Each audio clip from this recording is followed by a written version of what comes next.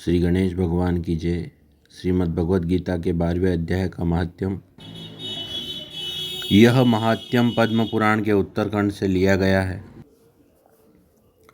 श्री महादेव जी कहते हैं, पार्वती दक्षिण दिशा में कोल्हापुर नामक एक नगर है जो सब प्रकार के सुखों का आधार, सिद्ध महात्माओं का निवास स्थान तथा सिद्धि प्राप्ति का क्षेत्र है। वह पराशक्ति भगवती लक्ष्मी का प्रधान पीठ है। संपूर्ण देवता उसका सेवन करते हैं। वह पुराण प्रसिद्ध तीर्थ, भोग एवं मोक्ष प्रदान करने वाला है। वहाँ करोड़ों तीर्थ और शिवलिंग हैं। रुद्र गया भी वहीं है। वह विशाल नगर लोकों में बहुत विख्यात है। एक दिन कोई युवक पुरुष उस नगर में आया। वह कहीं का राजकुमार था। उसके शरीर का रंग गोरा, नेत्र सुंदर, ग्रीवा शंख के समान, कंधे मोटे, छाती चौड़ी तथा भुजाएं बड़ी बड़ी थी। नगर में प्रवेश करके सब और महलों की शोभा निहारता हुआ वह देवेश्वरी महालक्ष्मी के दर्शनार्थ उत्कंठित हो मणिकंठ तीर्थ में गया और वहाँ स्नान करके उसने पितरों को तर्पण किया। फिर महामाया महालक्ष्मी को प्रणाम करके भक्तिपूर्वक स्तवन करना आरंभ किया।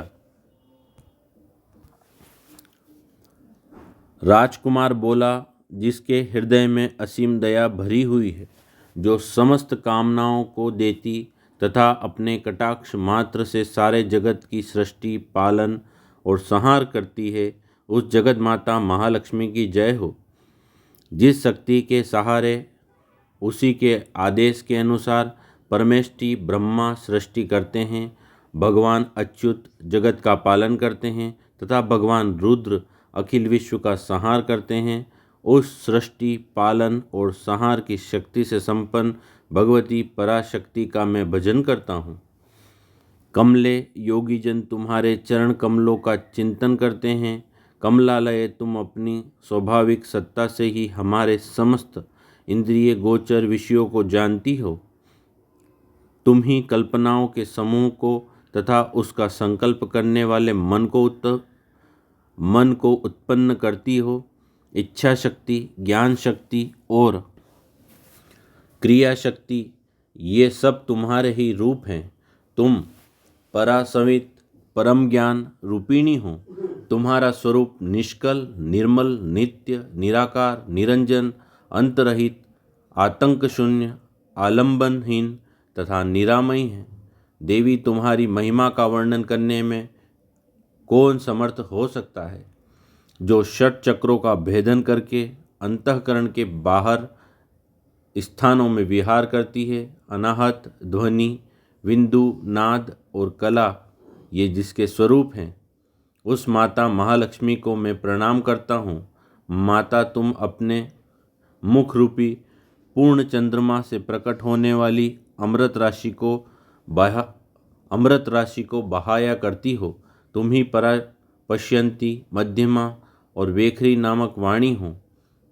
मैं तुम्हें नमस्कार करता हूँ। देवी, तुम जगत की रक्षा के लिए अनेक रूप धारण किया करती हो। अंबिके, तुम ही ब्राह्मी, वैष्णवी तथा माहेश्वरी शक्ति हो।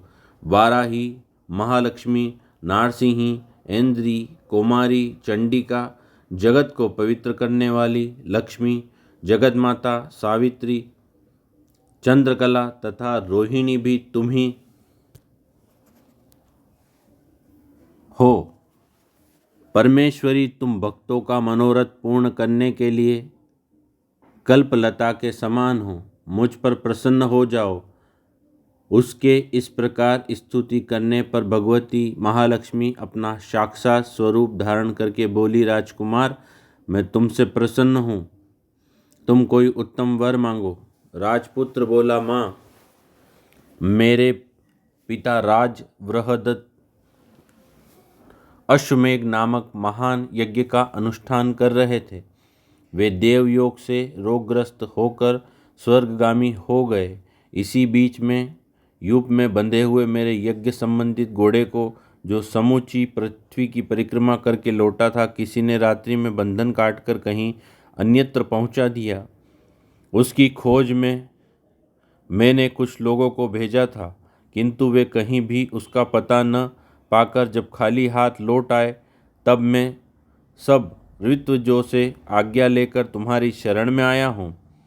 देवी, यदि तुम मुझ पर प्रसन्न हो तो मेरे यज्ञ का घोड़ा मुझे मिल जाए, जिससे यज्ञ पूर्ण हो सके। तभी मैं अपने पिता महाराज का ऋण उतार सकूंगा। शरणागतों पर दया करने वाली जगत जननी लक्ष्मी, जिससे मेरा यज्ञ पूर्ण हो, वह उपाय करो।